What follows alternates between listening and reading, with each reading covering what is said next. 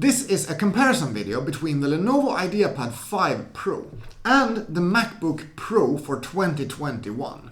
Two devices that are very different in terms of their price level, but except that share quite a few things. They are both really high quality feel with 14-inch 16:10 aspect ratio screens, very high quality screens, nice trackpads, nice speakers, and all in all pretty well working devices. But how do you choose between a device that is 2,400 euros and one that is about 900 euros? This is what we are going to look deeper into today and see is it actually worth to pay almost 3 times the price for the Mac. I'm W2Best, I make in-depth gear reviews and tutorials, and if you like this kind of video after watching it, it would be super nice if you wanted to put a like on the video, and if you want to communicate with me, you can find me either in the comment section below, where I'm usually very active, or on Instagram, where I'm also at W2Best. The specification I have of the Ideapad 5 Pro is with the AMD Ryzen 7 CPU. This is the 5800U CPU. This also comes with 16GB of RAM and a 512GB SSD. The screen is a 14-inch Quad HD with 300 nits of brightness and 100% sRGB color gamut. I bought this guy for around 900 euros, including the sales tax of 25% that we have here. The MacBook Pro I have is the base model, which is the M1 Pro with 16GB RAM and 512GB SSD. This also has a Quad HD screen, which is 14-inch 16:10 aspect ratio. This has 500 nits of brightness, but can go up to 1000 nits of brightness when you're using it in HDR mode. And in HDR mode, it can boost up to 1600 nits of brightness, according to Apple. I paid 2,400 euros for this device, so that is a pretty expensive price compared to the Ideapad. But how do they compare? Let's find out now. Let's see if the laptops can be opened with one hand. That is very easy to complete with both of them. The MacBook logs in via the fingerprint reader, when the Ideapad 5 Pro logs in with the Windows Hello that is with the IR camera in the webcam. As you can see here, when placing them side by side, they share almost exactly the same form factor between each other. They have a very similar size in all directions. On the bottom here, you can see that they differ quite a bit. The Ideapad 5 has the main exhaust here in the bottom, as well as here in the hinge area. While the MacBook Pro has the exhaust here on the side vents, together with here in the hinge area. They both have relatively substantial rubber feet that lift them up, and as you can see here, there's a lot of ventilation grills in the bottom of the Ideapad. Here in the bottom, you can also see that the Ideapad have bottom firing speakers right there. The MacBook have the speakers firing upwards instead. In terms of quality feel, there is definitely a bit of difference between the two.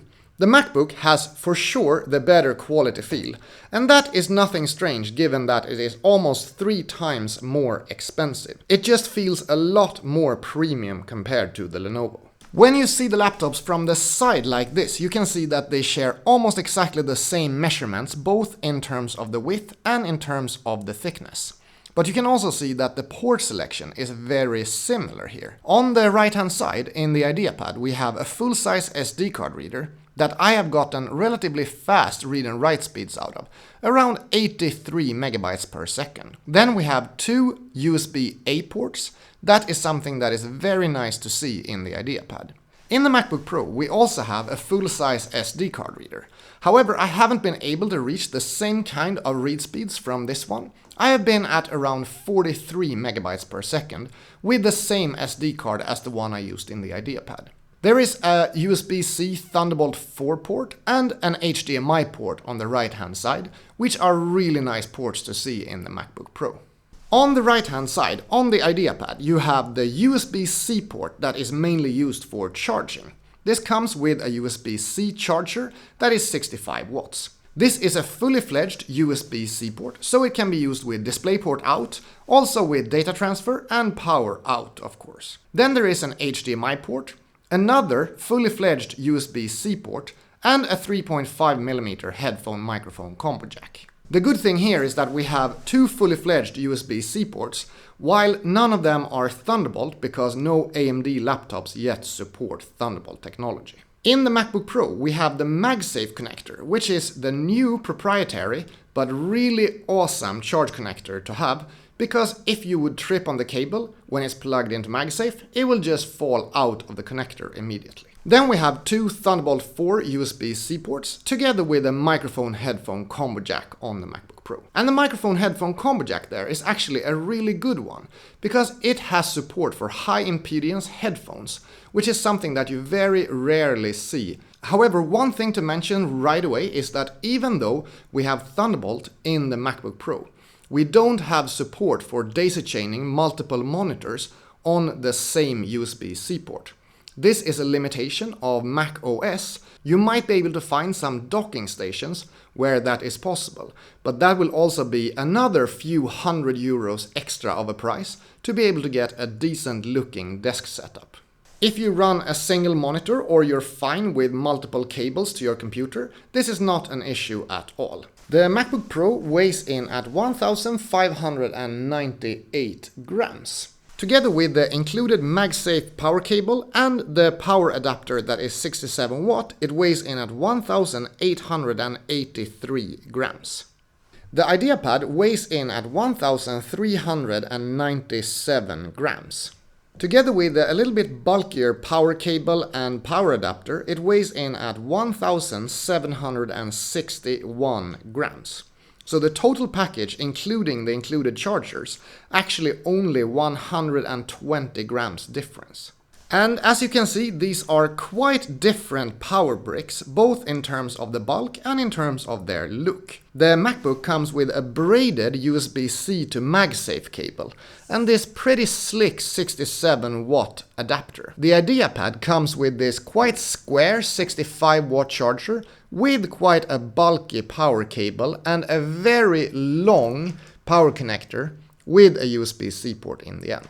I love these power cables though. I think they really do a good job for everything, and this is one that I probably won't be using that much. I'm sure I will be mainly using this device with a USB-C charger, maybe one of these. Let's have a listen for coil whine in the MacBook. There is absolutely no coil whine here. This is a completely silent unit. And let's listen for coil whine in the Ideapad. This unit also has absolutely no coil whine. It is a completely silent unit. These units are also very silent at their idle state, and I have barely heard any fan noise from neither of them when I've been using them for light and moderate tasks. But how do they compare in terms of the temperature at idle state? The Ideapad has an idle temperature of around 23 degrees up here in the top area, where it's usually the hottest. The MacBook Pro has an idle temperature of about 22 degrees up in the hottest area.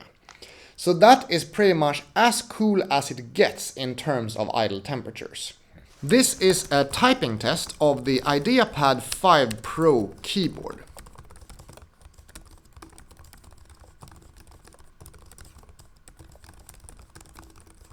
And this is a typing test of the MacBook Pro keyboard.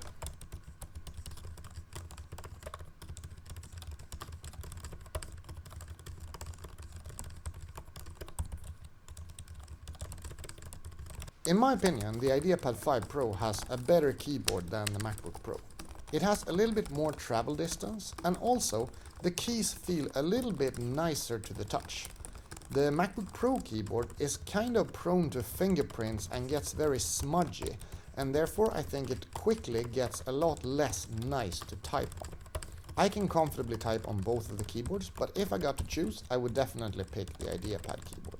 Both of these laptops have pretty good trackpads, but as you can see here, the MacBook Pro trackpad is significantly larger compared to the Ideapad.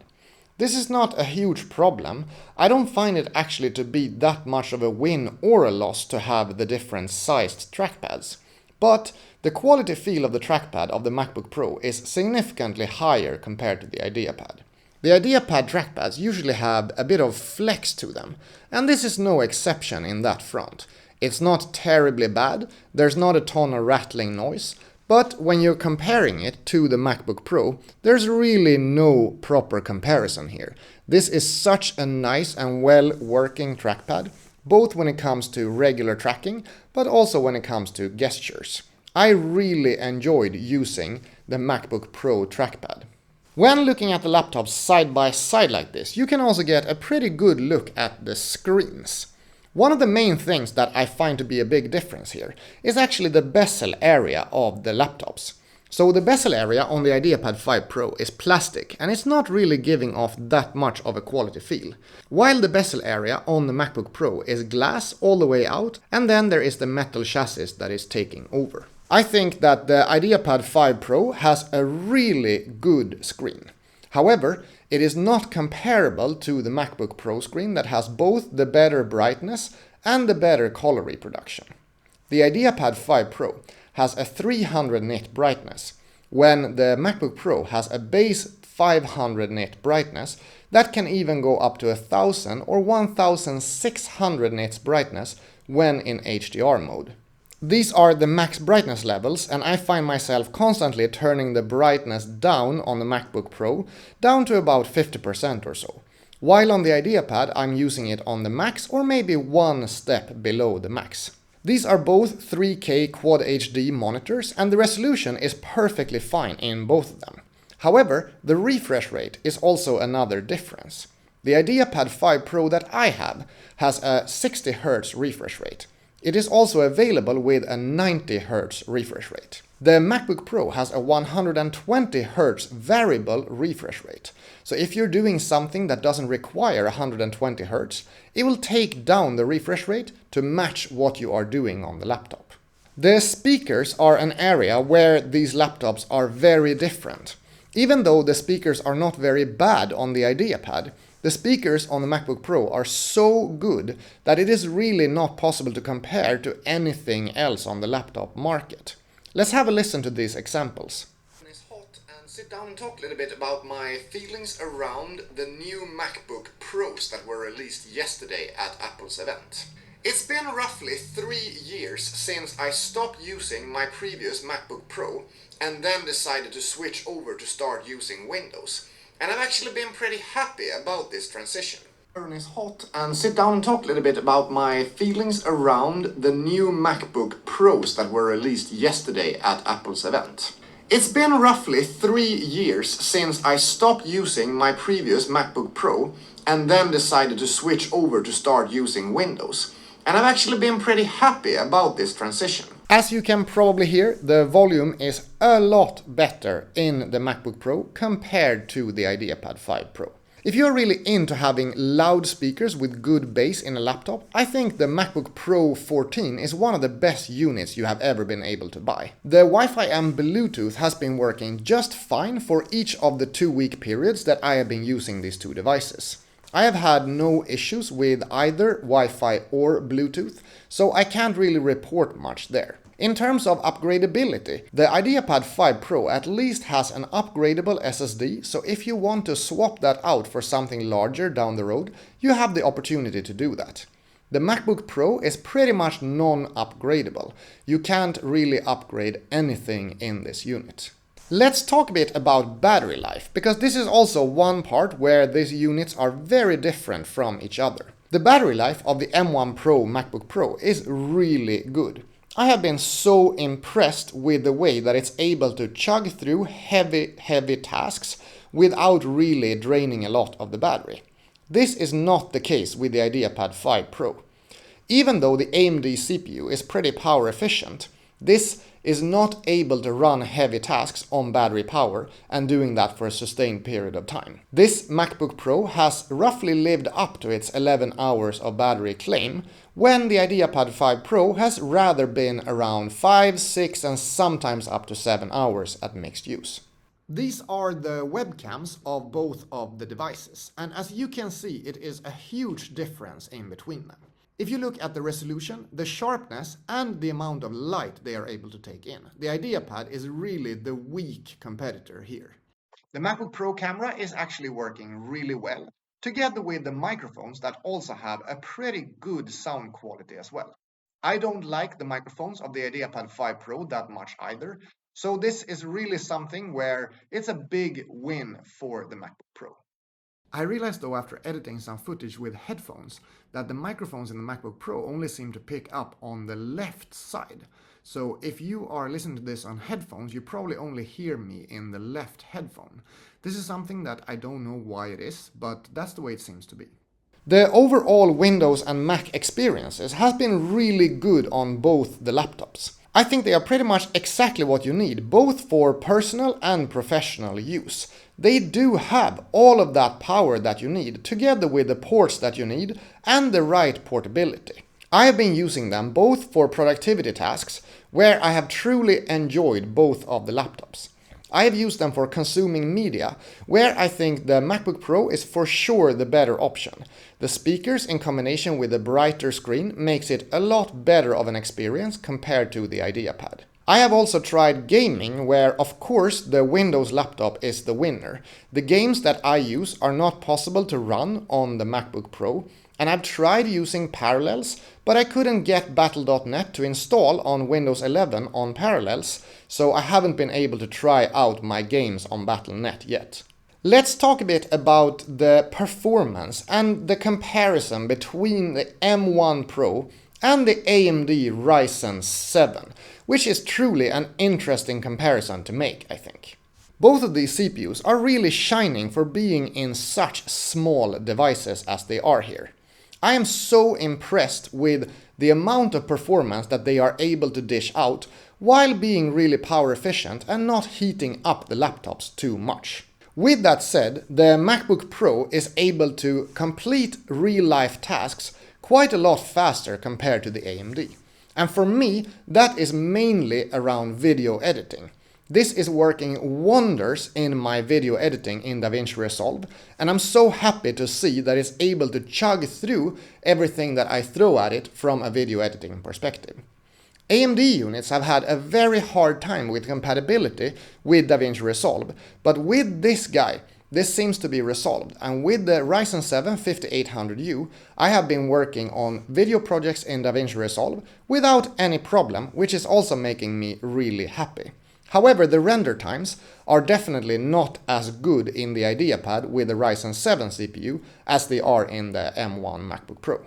The max result I received in Cinebench R23 on the Ideapad is 10,977 points. The max result I received in the M1 Pro MacBook Pro is 9,462 points. Let's try running them both a little bit side by side, mainly to see how they perform in terms of fan noise and how much they heat up on the chassis. I'm now running the Ideapad 5 Pro on the intelligent cooling mode, and I have it on battery power. The M1 Pro MacBook Pro is also running on battery power. In the beginning of the test here, they are both in a completely silent state.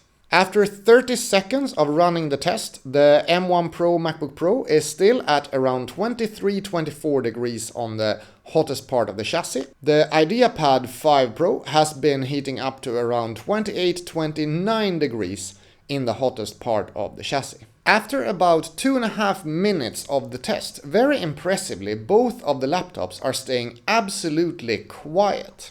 The Ideapad 5 Pro is still at around 29 to 30 degrees in the hottest area. The M1 Pro MacBook Pro is around 27 degrees in the hottest area. We are now halfway into the test, and they are both completely silent. I didn't think the Ideapad 5 Pro would run this silent when doing it on battery power and intelligent cooling. But right now, both of these units are performing at exactly the same noise level, which is 0. The Ideapad stays at its 29 degrees in the hottest area, and the MacBook Pro has now heated up quite a bit. It is at 31 to 32 degrees here in the hottest area. We are now approaching the very end of the Cinebench R23 test. The MacBook Pro is now at 34-35 degrees at the hottest area of the keyboard. And I can even find some parts where it's at 37-38 degrees, which is quite interesting because that's when it's starting to be a little bit warm to the touch. And I can tell you here that the keys in the middle of the keyboard definitely are a bit warm to the touch. The Ideapad is at 30 degrees still, and in the keyboard area it's at 29 degrees. So the Ideapad is actually running quite a bit cooler now compared to the MacBook Pro. In this state, on battery power, with intelligent cooling mode on, the Ideapad scored 6,097 points, so significantly lower compared to the 10,977 that is scored in extreme performance while being plugged in. The M1 Pro MacBook Pro scored 9,402 points, so that's very consistent with the test that I had been doing beforehand. One thing this tells me is that you really want to be able to plug in the Ideapad 5 Pro if you're doing some really heavy tasks. That will really impact the performance, while on the M1 Pro you can pretty much work on battery power as well as if you're plugged into power.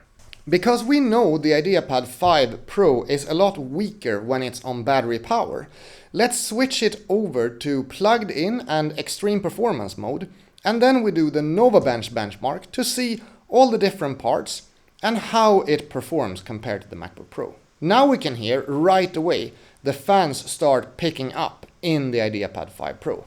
So while we were on battery power, it was able to stay completely silent, but as soon as we plug in, the fans start picking up. So when we are plugged in, the Ideapad 5 Pro scores 3,370 in the Novabench benchmark. The CPU score is 2,478. The RAM score is 274, the GPU score 411, and the disk score is 207. The MacBook Pro on battery power gets 2,481, with a CPU score of 1,196, a RAM score of 361, a GPU score of 807, and a disk score of 117. However, I feel like that disk score might actually not be the correct one. I'm not sure if Novabench has some kind of bug when it's running on the MacBook, because I found that SSD to be super fast, and I can't see these numbers, a read speed of 900 megabytes and a write speed of 590 megabytes, to be true. Nonetheless, let's try the MacBook Pro also while being plugged into power. While being plugged into power, we actually get a little bit of a lower score even. So we get a score of 2,459, a CPU score of 1,197, a RAM score of 360, a GPU score of 807, and a disk score of 95. So Novabench is really not giving a lot of power to the MacBook Pro in this case. It truly gives the winning card to the Ideapad 5 Pro, except when looking at the GPU score, where the MacBook Pro really shines in comparison. So let's conclude this video with the most important question here. When I own both of these laptops and they are both available for me to pick in the morning, which one would I pick? For most of my use cases, that would actually be the MacBook Pro. And this is even if it's not working properly with daisy chaining. I did also have some issues running my mobile monitor setup on the Ideapad 5 Pro. So both of these devices haven't been working perfectly with all of my different use cases, making it hard to pick any of these devices as my primary device for everything that I'm using them for. But if I have to choose when I own them both, I will go with the MacBook Pro. If I don't own them and I was looking to compare these devices and pick one of them to buy, I can tell you 100% sure that if you do have the budget, you are really going to be happy with buying an M1 Pro, and I especially find this base model to be really good for most of my needs, both with lighter and more heavier tasks. However, the Ideapad 5 Pro is also an amazing device, so if you can stand that it has a little bit less brightness in the screen and a little bit worse battery life, I'm pretty sure that you would be really happy with an Ideapad 5 Pro as well. The keyboard and the trackpad are great, the screen is also really good, the speakers are not as good, and the webcam is definitely not as good. But still, you're definitely gonna have a computer that will last you for several years and that has a very similar form factor to the MacBook Pro, although being 200 grams lighter when you are carrying it around. That is it for my comparison between the Ideapad 5 Pro and the MacBook Pro. Two devices that share a lot of things but also have some very big differences, especially in terms of their price level. What do you think? Will you get the MacBook Pro at the €2,400 price level? Or would you rather go for something like the Ideapad 5 Pro that is around €900 in the specification that I have here? Let me know down in the comments below, and then I will see you in the next video. Have a really nice day.